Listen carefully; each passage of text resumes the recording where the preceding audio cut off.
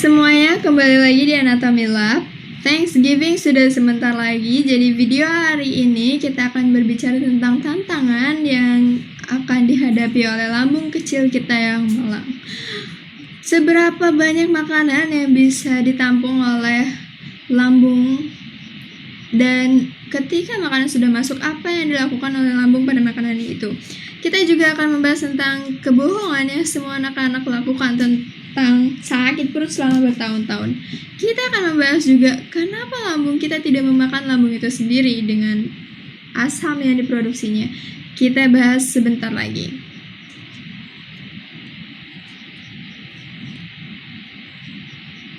Mari kita mulai dengan dasar-dasar lambung dan anatomi eksternal lambung dan bagaimana lambung berada di dalam tubuh manusia. Itu akan membantu kita memahami bagaimana anak-anak telah membohongi kita selama ini. Mari kita lihat ke diseksi di sini. Anda dapat melihat lambung di atas nampan ini. Ini biasanya disebut dengan organ berbentuk J karena terlihat seperti huruf J. Anda dapat melihat lekukan di sini dan sebuah lekukan di sana. Lekukan terluas sering disebut dengan greater curvature. Nama yang bagus. Lekukan yang lebih kecil disebut lesser curvature. Lambung juga dapat dibagi menjadi 3 bagian yang akan membantu kita mengetahui lokasi dan topik selanjutnya pada diskusi ini. Saya akan menaruh props di sini dan Anda dapat melihat bagaimana lambung akan dibagi menjadi 3 bagian.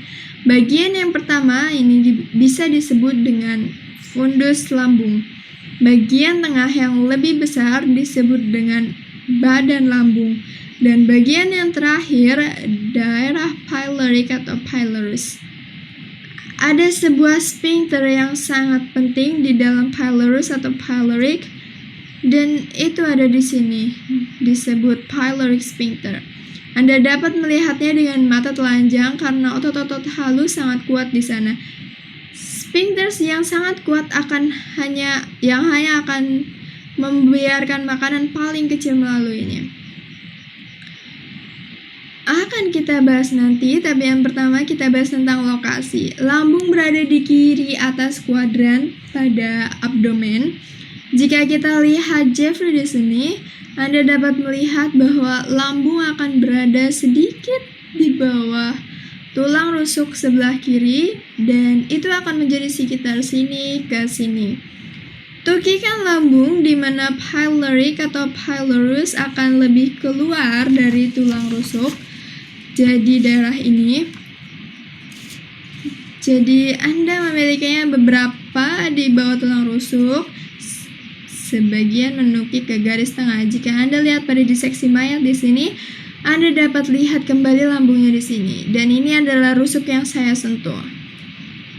Jadi Anda dapat lihat pada sisi kiri di sini dan di sana the greater curvature, dan itu menukik ke arah tengah. Sekarang,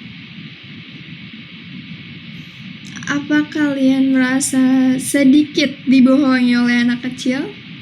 Saya ya. Maksud saya, berapa banyak dari mereka yang datang dan berkata, "Maaf Pak, perutku sakit." Mereka tidak memegang di sini, mereka selalu memegang di sini. Dan kita mempercayainya. Mereka berbohong pada kita. Perut mereka tidak sakit karena itu ada di sini. Dan kita semua merasa kasihan pada mereka. Kita biarkan mereka tetap di rumah. Dan saat mereka pergi ke kamar untuk istirahat, beberapa dari kalian mengizinkan mereka menonton TV karena kalian sangat lemah dan dia sedikit licik. Jadi dia pergi menonton TV untuk istirahat, dan sesaat setelah Anda berbalik, dia akan duduk dan berpikir, orang tuaku sangat mudah ditipu. Mereka tidak tahu aku tadi menyentuh ususku. Apa yang kita harapkan terjadi, atau setidaknya salah satu impian dan keinginanku adalah jika saya memiliki anak nanti dan dia datang dan berkata padaku, "Ayah, jejunumku sakit," Aku tidak yakin kalau kamu berkata jujur atau tidak, tapi aku tidak peduli. Kau bisa tetap di rumah karena kau tahu anatomimu, dan itu adalah topik yang sangat penting sepanjang masa, kan? Sampingkan tentang kebohongan, Sangat bagus untuk mengetahui lambung kiri atas kuadran, usus kecil berada lebih ke tengah abdomen. Usus kecil akan kita bahas di lain video karena kita akan membahas tentang fungsi lambung saat makanan masuk ke dalam. Kita akan membahas saat kita terlalu banyak makan. Tapi mari kita mulai dengan makanan regular, porsi sedang. Bagaimana lambung akan menanganinya? Jadi jika Anda kembali ke seksi ini, yang dapat Anda lihat di sini, esofagus paling bawah, terkadang orang menyebut dengan kantong makanan. Kita menelan makanan lalu pergi ke esofagus bawah ke dalam lambung. Saat telah masuk, kita akan dapat beberapa sel merangsang pelepasan senyawa atau chemical atau kimia. Sekarang mari kita gunakan di seksi lainnya untuk membandingkan. Ini hanya sekitar 2/3 lambung dan ini sedikit lebih besar, terutama fundusnya. Di sini letak esofagus yang ada di lambung, jadi Anda dapat melihat fundus lebih besar dari lambung lainnya. Yang lagi-lagi kita akan membahas peregangan lambung pada akhir video. Tapi satu hal yang sangat menakjubkan adalah jika Anda lihat pada bagian dalam lambung, bagian ini disebut dengan tunica mucosa. Tunica adalah lapisan mukosa. Mukosa karena ini akan mengeluarkan mukus. Lipatan lambung disebut rugi. Rugi artinya lipatan. Ini akan jadi penting juga nanti di video ini saat kita berbicara tentang peregangan lambung. Tapi saya ingin berpura-pura kita memperbesar, besar, dan besar seperti Magic School Bus. Dan lihat apa yang tunika mukosa perlihatkan pada kita.